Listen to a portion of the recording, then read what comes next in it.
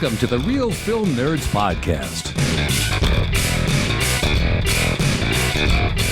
Welcome everyone back to another incredible, exciting, stupendous episode of the Real Film Nerds Podcast. If you're tired of listening to hurricane news and another mass shooting, why not sit down and listen to a couple of giant nerds that go by the name of Mysterious Mike Talent? That's your cue. Hello, everybody. I thought you were going to say your name next. Well, I was going to introduce you, and then I was going to say, and the incredible Matt Hinshaw. Oh, incredible! Is that your nickname? Incredible, Matt Hinshaw? Sure, why not? Even though no one in this entire world would call me that. Okay, all right. Well, Mr. Incredible, what are we talking about today? Wow. Now I'm part of the Disney product. Lovely. Well, Mike, today, for episode that I'm still looking up quickly because I keep forgetting we're doing this. All right, for episode 131 of the Real Film Nerds Podcast, we are finally going to talk about a movie that I saw at least 2 weeks ago, maybe more. There's still dissension between Mike and I on how long it's been since I watched it. Good Boys. All right, yeah. Mike, since you are clearly not a good boy, why don't you give us the rundown for it? All right, so The Good Boys is directed by Gene Stupinetsky. I probably screwed that up. And it's written by Gene Stupinetsky and Lee Eisenberg. It's starring Jacob Tremblay, Keith Williams, Bradley Noon, Molly Gordon, and Midori Francis. And this movie is about three sixth-grade boys ditch school and embark on an epic journey while carrying accidentally stolen drugs, being hunted by teenage girls, and trying to make their way home in time for a long-awaited kissing party. No, dude, I think hunted or haunted works probably in that, because they're being haunted by him too. Yeah, I guess that's kind of true, yeah. All right, Mike, I'm going to throw a curveball at you right now. Do it. All right. This is going to mess with everybody that has listened to our podcast in the past. If this is your first one, welcome. This is just for you. Mike, let's just start off right now. Do you think people should spend their money and go see this in the theaters? Oh, that's a great question. I think this movie was all right. I guess if you want my honest opinion, I would say no. I think you would watch this at home. You don't need to go spend money at the expensive theaters to watch this. It is kind of funny. There are funny parts. There's a lot of good stuff about growing up as like a preteen. But no, I wouldn't recommend it. All right, Mike, I 100% agree unless you have AMC A-List or some other program like that. If not, this is not one that is a must-see in the theaters. It's a good comedy. If you want to go this past weekend, because there hasn't been anything going on, but, now I'm just talking this past weekend. It doesn't make sense because I think there's stuff coming out this coming weekend.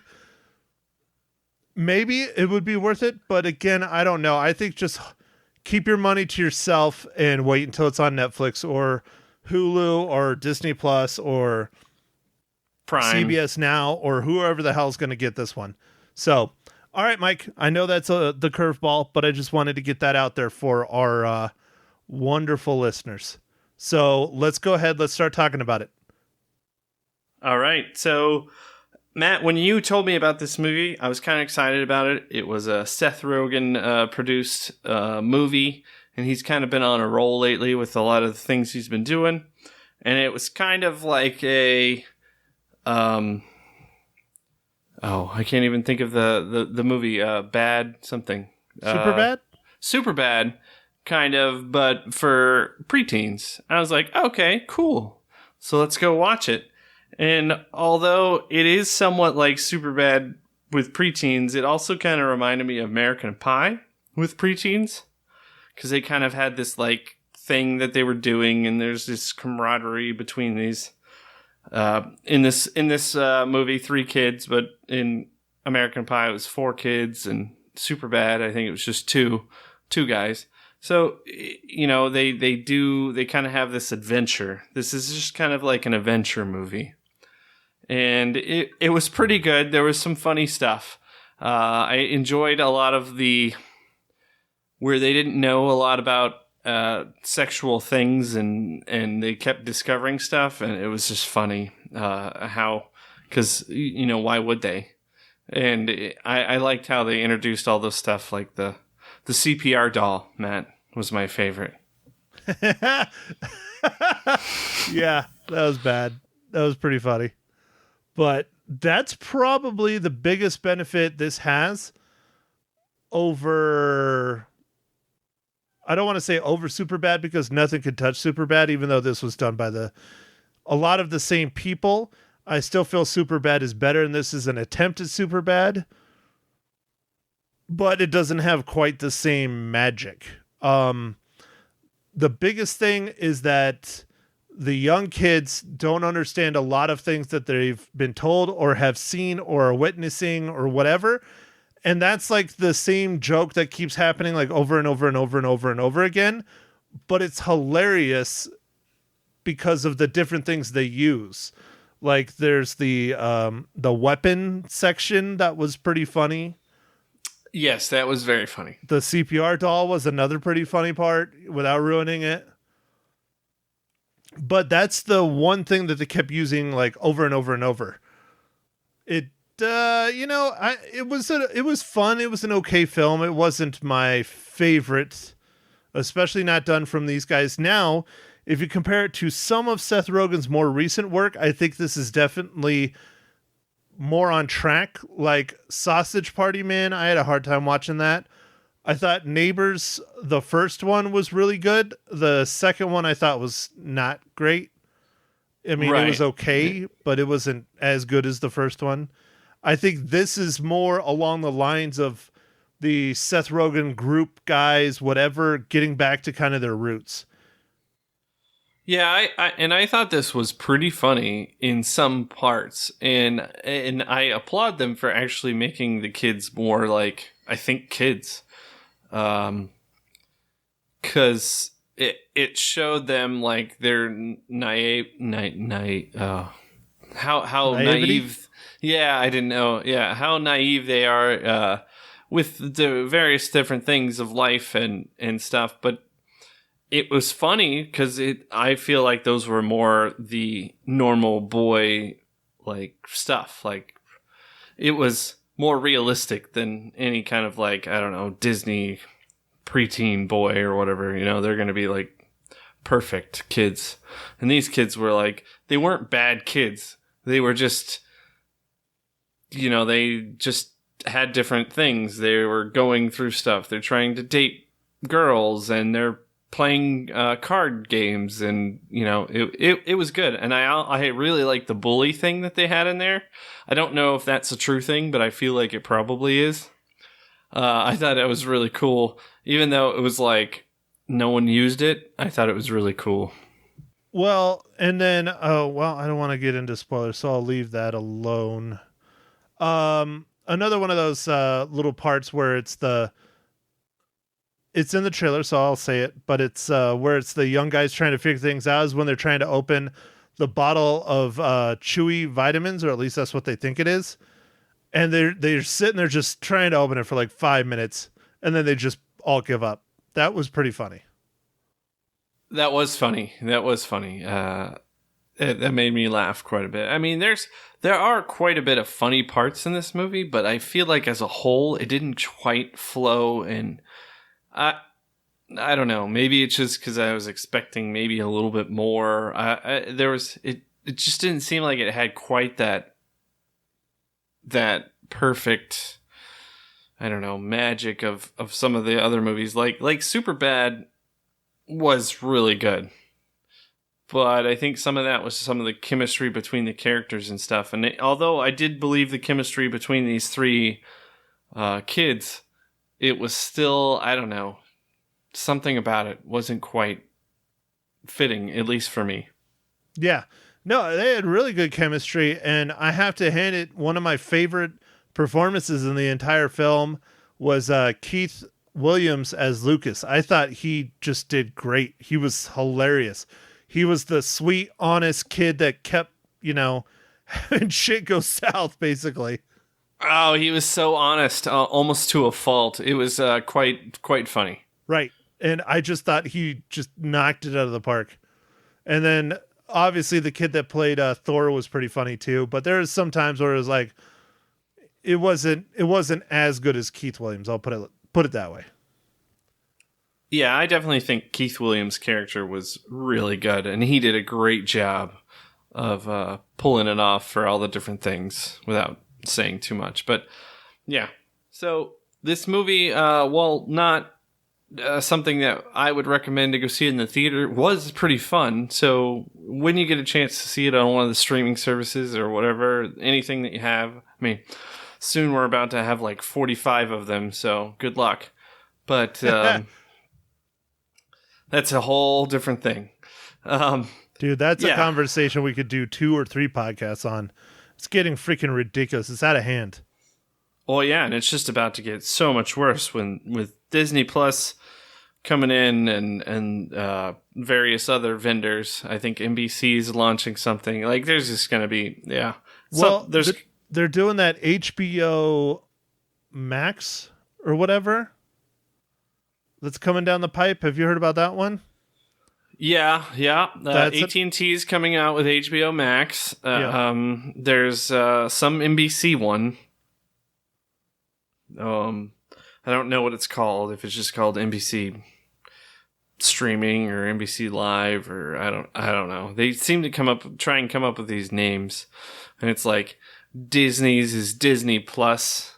I mean, I feel like they could have done better than that, but they didn't. So yeah. Oh yeah, a lot of the names are just really just bad. But it's just the thing that probably bothers me the most about this whole thing is the reason why people started stepping away from cable and satellite was to get away from the high bills. At least that's what it was for me, and I think a lot of people, and to turn to streaming, and then also the benefit of watching what you want when you want. You don't have to waste time watching 12 different shows, flipping through channels, trying to figure out. Granted, the DVR gave us that too. But now with all these streaming services, it's like we're going back to the high bills of cable, because now, you want to watch that new, NBC show? What's the one that, The Good Place? Like, you want to watch the new season of The Good Place? Okay, well, you got to go pay $12 a month to have access to the NBC, whatever the hell they call it. Oh, you want to watch the new Big Bang Theory, even though it's over, you got to pay to get the CBS All Access. Oh, you want to watch something on HBO? Okay, you got to pay for HBO. So now we're back in that world where for us to watch what we want to watch, we have to pay for all this crap. So I think, again, just my theory on this, that some of them are going to really stand out above and beyond the rest. And I think Disney and Netflix and Hulu are probably going to be the 3. And I think the rest we're going to just slowly start seeing fade away, and they're going to have to cut deals with the other 3 to jump on their services. Yeah. There's definitely going to be some free market stuff happen where some of the launch services aren't going to do well, and they're going to have to either put their content on one of their former competitors, or just not have it on streaming. I don't know. Like, if they think it's that valuable, maybe they just won't do it. I don't know. Hard to say. Well, that's one reason why I always thought Hulu was a great thing until, Disney bought Fox and Fox had the controlling stake in it. Hulu started out as the brainchild of a few of the different networks putting all their shows on one platform where people could go and watch them, and everybody got a taste. I thought that was great. Well, Matt, I would change your last statement and say, so there was a even split between ABC, Fox, and NBC. And then what happened was ABC or Disney bought Fox, so then that was like 60%. Right. And then they took the set up a deal. Stake. Well, no, then they just set up a deal where they're going to give NBC or Comcast, basically, $4.5 billion in a couple years, and they gave up their controlling interests. So now all of a sudden, Disney's in control of Hulu. Yeah, well, they pretty much have been in control when they bought Fox because that gave them the controlling stake. But I didn't hear that deal with NBC. I didn't know about that. Yeah, there's a thing. It's kind of, I mean, to me it sounded really weird, man, but they guaranteed that they're going to pay them a certain amount of money and that they just gave up their voting rights until they pay them, which is weird. Huh. Interesting. Well, it's like a 2-year deal. You can Google it, but don't worry about it right now. Yeah. So I think you're right. And then the way that Disney's going to bundle their ESPN Plus, Hulu, and Disney Plus, it's really going to be quite the deal that I think a lot of people are going to go for, and it's going to kill the cable industry. This is what people have been waiting for, and it's about to happen. well, it's also going to put a hurt on Netflix because you're going to get 3 products for the price of one, because it's like $1 or $2 cheaper than Netflix right now, right? It's going to be like $14 or something. Yeah, for the 3, it's going to be like okay, so it's on par with Netflix. Yeah, I think it might be $1 or right on par with Netflix, and they're like, "Oh, that was an accident." No, it was not an accident. No way in hell. They're doing that on purpose.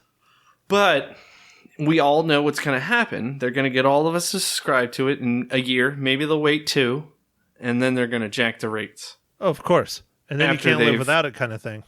After they've destroyed everybody. Right, because that's how Disney works. I guess. Yes, it's business. That's kind of how business works. But yeah. Well, all right, Mike. Talking about a Disney product, how does The Good Boys relate to the Marvel Cinematic Universe?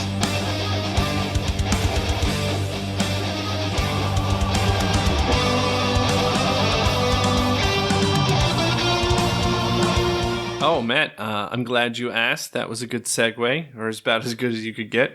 So, the MCU, there's a storyboard artist named Robert Castillo who worked on The Good Boys, but he also worked on Ant-Man, Captain America Civil War, Guardians of the Galaxy Volume 2, Spider-Man Homecoming, and Captain Marvel. So he's basically the storyboard artist for Disney's MCU. I think he is at least for those movies. I mean, it seems, there's a lot of movies going on. So maybe he's just one of their go-to guys. That's what it looks like. Yeah. He's probably pretty good. So that'd be cool to check out. Well, anyways, good job, Mike, because I was not sure how you were going to pull this one out. I thought you were going to do something about how the kid's name is Thor, but I was like... Oh, no, that would have been fun, but no. I decided... I mean, it took me quite a while to get down there. When you get down to storyboard artists, it's kind of getting thin. Since we already gave our impression at the beginning, if we think people should see this in the theaters or not, let's go ahead and move on to our spoiler section of The Good Boys. And I know right off the bat what you're going to ask me. So go ahead, do it, Mike. Go ahead. Just do it. Oh, okay, Matt. I have to ask you this, Matt. What did you think about the drone being used in this movie? And did you feel like it was an accurate representation of drones? Yes and no. Okay, elaborate. Okay, so the whole thing about flying it over the neighbor and using her cell phone and all that shit is fairly accurate, but the fact that she caught it with like a fishing net, and then at the end, not to ruin one of my favorite parts, it was seriously one of my favorite parts of the whole movie, when he tries to fly it through the house and it just destroys the house. I love that. I thought that was so smart and funny. That never would have happened. The first thing it would have touched that shit would have been bashed in the ground. But I loved that scene. I thought that was so funny. But outside of that, one of the biggest things is the connection. Like the DJI, I use a DJI Mavic Pro for work, and it supposedly can go up to 2.5 miles. I've gone pretty far with it. I've never gone anywhere near even a mile, but I have actually lost connection when I was shooting some very large lots, like 20, 30 acre lots. I've lost connection to it. Now, granted, was that because it wasn't powerful enough? And no, they claim it goes up to 2.5 miles, and there's YouTube videos where people supposedly have done it. I don't really care to go that far. I'm doing it for work. Yeah, But- is it like line of sight problems? And Yeah. I mean, there's a lot to affect signals, The man. pure and simple fact, I fly, for those of you who don't know, I don't want to get too off topic because I can. I've had a wonderful Labor Day weekend. This is the most flying I've done, but I fly RC airplanes and I fly what people like to call drones in FPV, but I don't fly the ones that you buy at the store. I make my own and they do about 90 miles an hour. Granted, I do have one from the store for work, which is one thing they love at being a real estate photographer. But when it comes to signal, be it for video or the transmission of the controls for an airplane, the thing that people always have a hard time with, and again, I mean, I can go off on this really hardcore and explain it even more, but I'll try and keep it simple, is penetrating through objects. Now, that means bodies, vehicles, buildings, trees, hills, whatever. And those signals, the more things they have to try and penetrate through, the weaker the signal gets until you lose the signal. So if you're trying to fly through stuff, especially a house, and unless you're like immediately outside of the house, you're probably not going to have that signal, no matter if you're flying a DJI or not. So that's one of the illusions, but it was fun. It was funny. But I've lost signal, just flying around at my RC field behind trees and behind sheds and behind buildings and stuff. Typically, if you have it set up right, you will lose your video signal before you lose your controls. And then if you can get up high enough to where you're up and above all the objects, then typically you'll get it back, unless you're too far away. So there you go. That's as simple as I can keep it. But All right. I did really enjoy that part when he flew it through the house because it was hilarious. Yeah, that was a really good scene in the movie. That was pretty good. And yes, that was But, the question I know you were itching to ask me. Even though the gag was maybe a little bit overused, I really, really enjoyed the trying to open the child-proof bottle. Yeah. Well, and Mike, what was really in the bottle? Was it really gummy vitamins? No, it was supposed to be Molly, which they thought was a person. Yeah. But it was, essentially what we used to call ecstasy, but I think it's technically different. I think it's a newer version of ecstasy. No, it's I don't the know. same basic compound. They've just the chemistry compound is MDMA, and they've just decided to shorten it to Molly instead of calling it ecstasy. Oh, It's the okay. same stuff. All right. It's just people have changed the name of it. That's all. Yeah. There's a scene, Matt, where the kids go to purchase drugs. I thought that was quite funny, dude, even though in the it's a frat little, house? it's a little dumb. It's a little silly, but I like that it was silly because it was kids. Right? It was supposed So- to be that way. That's why it was funny. Yeah, I kind of like that. I mean, there are plenty of laughs in this movie. It was just, for some reason, I don't know. Maybe it's just my mood. Maybe who knows? It just didn't quite all come together in a way that I thought it should have.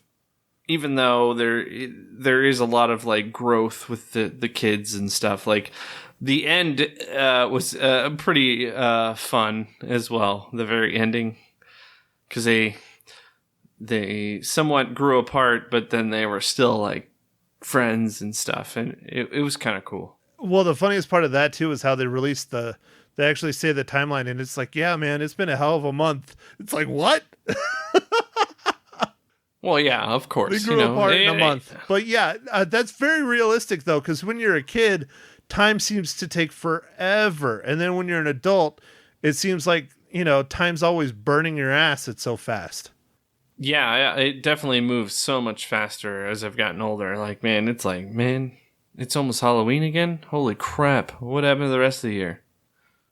But no, Mike, I agree. I mean, I enjoyed this film. I liked it a lot. There was a lot of fun, interesting parts, like the one you were talking about where he was trying to buy drugs from the frat guy, and they started lighting everybody up with the paintball gun, and it was just over the top, like the shit they were doing. Like the big dude,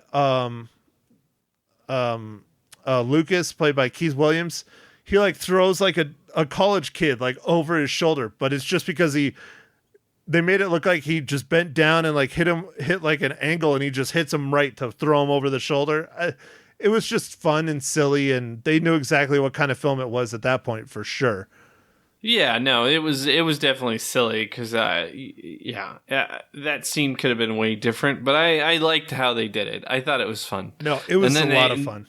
And then they ran out to the car. They're like, go, go, go, go. Yeah, but just like you, man, I had a hard time because I kept comparing it to other films that are like it that came before that were just dramatically better. And that, you and I saw in not the primes of our lives, but in our teenage and early college years. And there's just something about when they hit at those times. I mean, Superbad, we keep comparing it to Superbad. They even have a scene in this film that's almost straight out of Superbad where the kid's trying to steal some beer in a convenience store and a cop walks in. Granted, it's a little different, but it's similar. Yeah, it is similar. and then the kid who always tells the truth tells him, yeah, it was good. That was good. But yeah, it wasn't quite McLovin. No. No. But and I even saw a lot of references to American Pie. I don't think you did, but to me it kind of seemed like that, like just in a very overall generalized fashion. There's these kids, they kind of have this almost like bond or pact, and they're trying to accomplish something. And that's pretty much what American Pie is. Yeah, and then the main kid, it keeps pushing the other two that really don't care to go to this party. So in American Pie, the main guy keeps pushing everyone else to, lose their virginity, and they're like really, I mean, they want to, but they're not as hardcore as the main guy is. So right. So that's kind of like that. What that is. I guess what was lacking was American Pie has really good soundtrack. Yeah.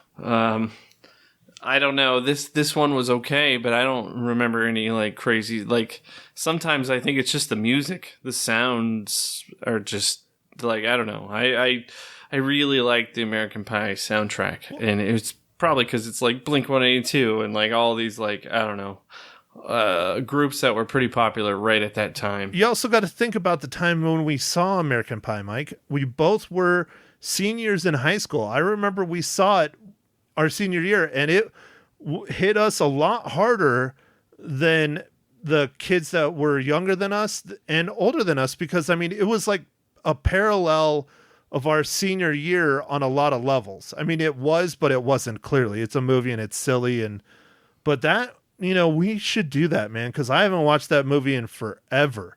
We should do a tributary on that. Not a tributary, Legacy. Oh, yeah. That would be interesting, because it's been, God, I don't want to reveal our ages, but it's been a while since we saw that movie. It came out in 99, Matt. Yeah. It's 20 years. I know, but it was, I was trying not to say that, Mike. We're old. It's okay. We're old nerds. But I don't know. You're right, Matt. That will always, of course, have a different meaning for us because we were right in it at the exact time that those characters were representing. Right. So I don't know. And like you said, the soundtrack was fantastic. I mean, that was the music we were listening to, and I mean, that was like our movie. It was like us. It wasn't, but it was, but it wasn't. Yeah. We could relate quite a bit to it, but not being, understanding that not everything was going to be like that. But yeah, no, it was us. It was awesome. Like, for instance, Mike, I mean, I know you're more of a fan of boning a peach pie instead of an apple pie. Well, yeah, for sure. It's a little gooier. I understand. Yeah, I think something about the sugar just feels better. Yeah, it tingles a little more. Yeah. I think apple pie is just, it's just not as sweet and gooey. Okay, well, Mike, before I start getting us down a darker rabbit hole, let's go ahead. How many reels do you give Good Boys? I'm going to give it 3 reels out of 5. Well, Mike, we have quite an odd occurrence here. What? You can't be the same again. Come on. No. I give it 2.5 reels out of 5. What? Matt, you're harsher than me. Oh, I like it. I like this. This is good. It's an oddity, dude. I am never more harsh than you. Yeah, no, you're not traditionally at all. So, awesome. This is good. I didn't hate this movie, but it was like a whole bunch of kind of, young kid jokes kind of strung together with a little bit of adventure thrown in. Oh, dude, that's one that I was going to bring up that was funny was the neighbor when he was like making out with her fraternity boyfriend at the time, and they go rolling by on their bikes. He yells out like, keep moving or something, Stranger Things. I thought that was so timely and funny. That was pretty good. Oh, yeah. That was pretty good. They were just like, they all just stopped and were looking. Yeah, watching him make out in the front driveway. Yeah. But there was, you got to hand it to him. There's a lot of things that have changed versus when we were growing up. Like, they're talking about how the mall is like 4 miles away and it seems like it's so far and they'll never get there. And I mean, we used to ride at least that far on our bikes all the time. But that's more of a modern day kind of thing that you and I would have a hard time relating to unless we had kids. Yeah. And nowadays, I think if you let your kid go by themselves, it's child abuse. Yeah, you let them even walk down the street alone, they're in trouble. I mean, you're in trouble. Yeah, but when we were kids, it was like, hey, get back before the sun sets. And that's one thing that's interesting about our generation, because we're kind of in the middle, but they're starting to, come out with studies and things that are showing that all this, helicopter parenting and all this social media and screen stuff is really being just detrimental to these young minds growing up. And we haven't seen the massive fallout of it yet. Yeah, I mean, of course, we're a little biased, but I don't know. I do, like, we played a lot of video games. Yes, we did. We are the real film nerds. We played tons of video games, but we also rode the crap out of our bicycles. Yeah. We were all over the place, which is kind of why I have loved Stranger Things since it's come out. And I mean, lots of other things like the Goonies and different things like that from the 80s. But that was our, I don't know, like, beacon. Like, that was like what we thought was normal, kind of. Right. And that's how we got around. I feel like, I don't know, it's just not okay now to ride your bike far. I mean, we rode far, like lots of times, way farther than our parents ever knew. Well, dude, you know the worst one I ever did, though, right? And I don't think you were a part of this. What did you do? It was me and Jared. We rode from SV to Bisbee and back. Oh, yeah. No, my parents wouldn't let me. Remember, I asked. I didn't ask.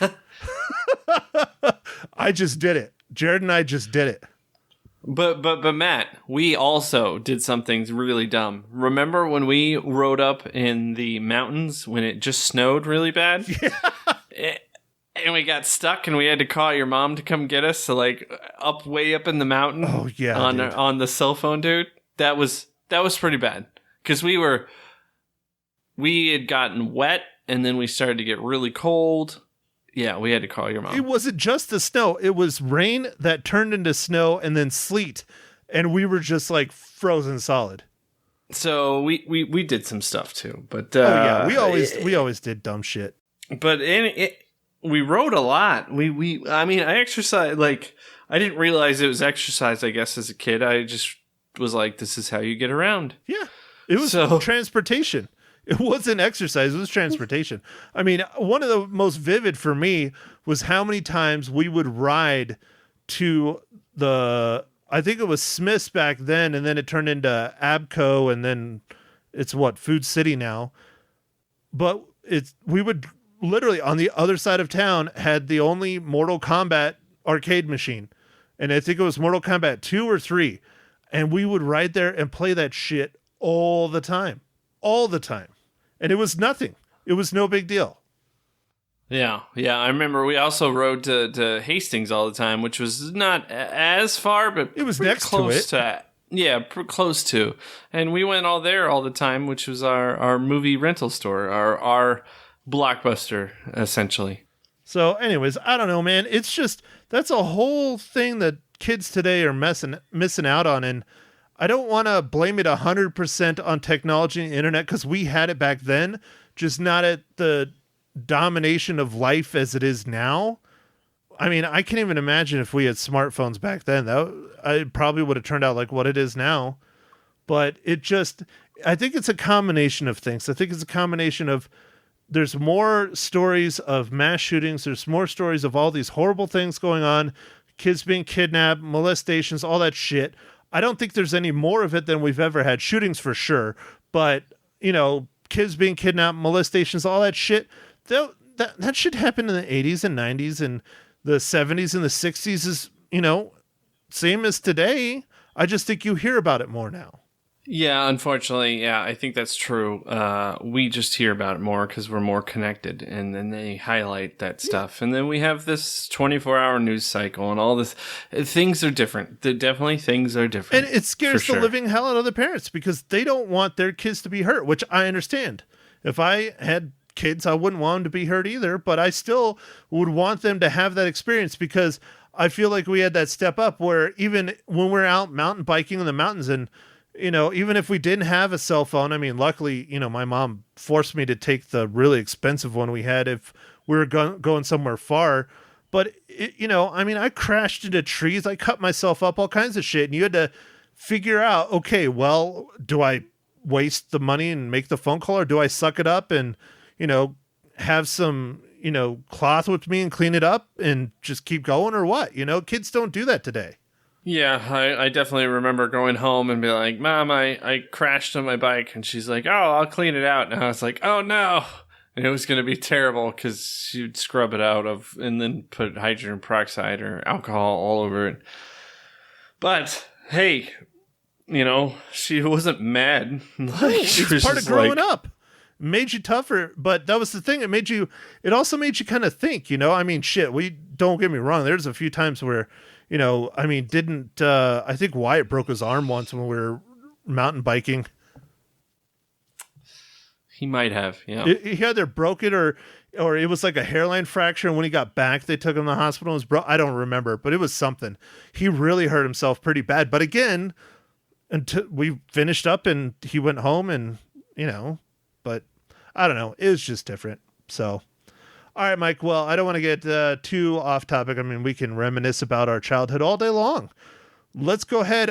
What are we going to talk about next week? Because I know there's a little movie coming out this weekend that I think you want to see. Yeah. I don't know. You were talking a little bit about seeing like a legacy movie. There's something on, what is it? Vudu that you were talking about. And then there's also a independent movie that we were talking about. What was it? Peanut Butter Falcon? That's right. I would like to go see that. But Mike, I know you really want to go and see this movie and you really want to talk about this movie. And it comes out on Friday, September 6th. It Chapter 2. Oh, it's September 6th. Oh my gosh, it's already coming out? Yes, yeah. I want to see that. And I know a lot of theaters are playing It Chapter 1 prior to it. So I think you can see both of them like back to back. And I know you really want to see that. So I think whatever other, movies we're going to talk about, it's going to have to take a back seat to It Chapter 2 unless we can get a second one done this week, which I don't think will happen.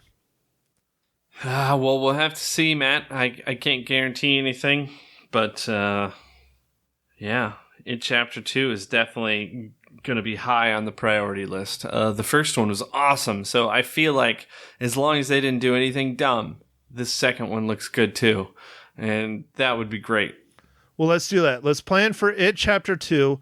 If there is time and you can get to see it, I'm going to try and see it today if I can, is Peanut Butter Falcon, and or a request that we've been trying to fill. We talked about it a little bit, is Demolition Man, starring Sly Stallone and Wesley Snipes.